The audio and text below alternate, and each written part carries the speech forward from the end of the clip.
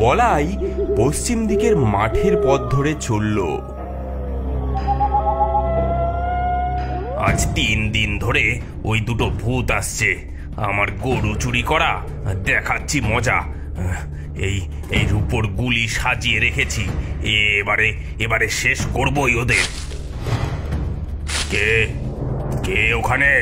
মামা, আমি বলাই। সাবধানে সাবধানে। চুপ, এখানে আয়, এখানে আয়। ঝোপের পিছনে লুকো শিগগির। আর জোরে কথা বলিস না। কি করে জানলি যে আমি এখানে?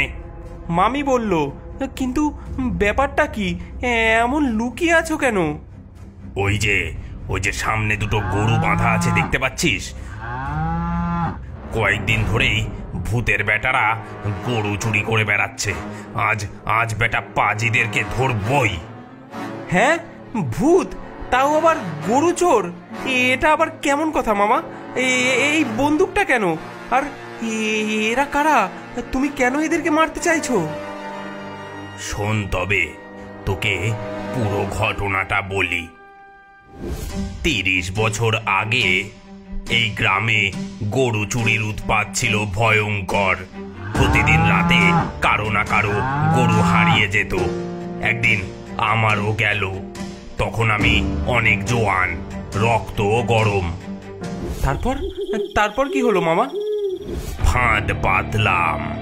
পুলিশকে খবর দিয়ে গরুগুলোকে টোপ হিসাবে রেখে ওঁত পেতে বসলাম।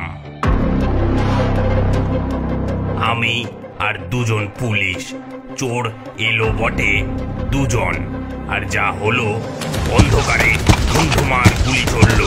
চোর 2 জন মারা গেল। তুমি ওদের মেরে ফেললে? ইচ্ছে ছিল না রে। চোরেদের হাতে অস্ত্র ছিল। পুলিশরা কিছুটা ভয় পেয়েই গুলি চালিয়েছিল, কিন্তু ওরা মারা যাওয়ার আগে অভিশাপ দিয়ে গেল। বলল, হ্যাঁ, ফিরে আসবো আমরা। তোর গরু তোর সবকিছু আমরা নিয়ে যাব ষষ্ঠী। হ্যাঁ, এখন ওরা সত্যি ফিরে এসেছে ভূত হয়ে?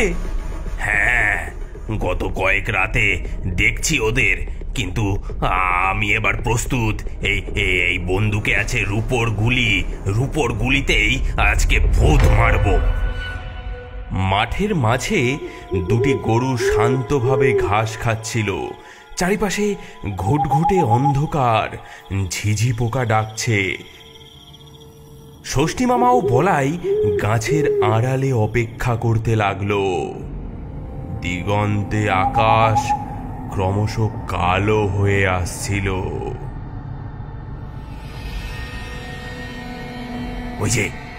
ওই দেখ শুরু হয়েছে ভূতেদের আনাগোনা। কুয়াশার মধ্যে থেকে 2টি আকৃতি বেরিয়ে এলো।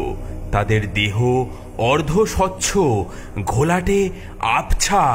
ধীরে ধীরে তারা গরুগুলোর দিকে এগোতে লাগলো।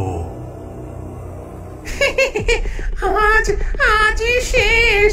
ষষ্ঠীর গরু দুটো আমাদের হবে। 30 বছর আগে আমাদেরকে মারলো, আজ আমরা তার বদলা নেব।